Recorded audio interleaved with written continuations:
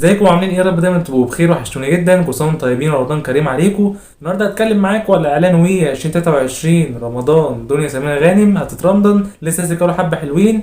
يلا بينا.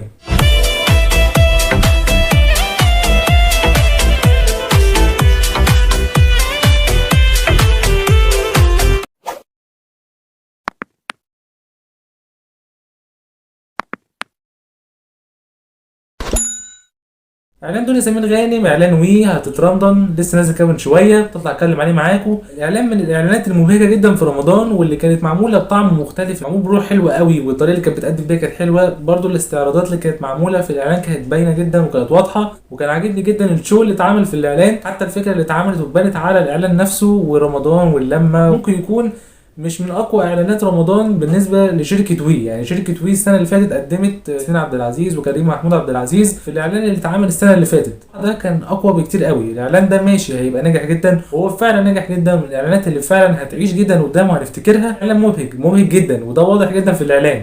بس ممكن يكون مش من اقوى الاعلان بتاع السنه اللي فاتت اللي اتقدم، اللي انا شفته بتاع ياسمين عبد العزيز وكريم محمود عبد العزيز السنه اللي فاتت. الاعلان كان معمول بشكل كويس، كان متاخد من كادرات حلوه جدا، حتى الالوان كانت زاهيه جدا وكانت واضحه جدا عشان رمضان برضو كل سنه وانتم طيبين. فكانت الفكره كانت حلوه وكانت عجباني، وانا شايف ان في روح حلوه وفي عمل فعلا بجد اتعمل بشكل كبير، مش مجرد اعلان اتعمل وخلاص. السنه دي في رمضان من شركه وي اتقدم بطريقه كويسه جدا بعد ازمه دنيا سمير غانم اللي حصلت بتاعت وفاه فنان كبير سمير غانم والفنان دلال عبد العزيز. فلما رجعت عملت الاعلان كان عوده قويه جدا ليها، وان شاء الله ممكن نشوفها السنه اللي جايه في رمضان تعمل مسلسل او عمل لوحدها.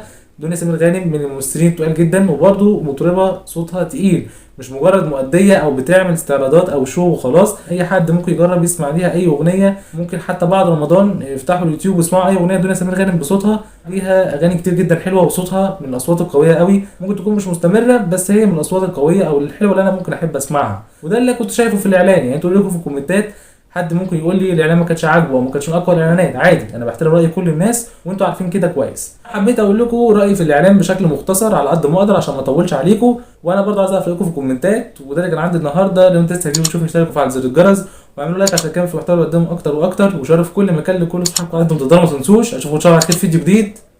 شكرا.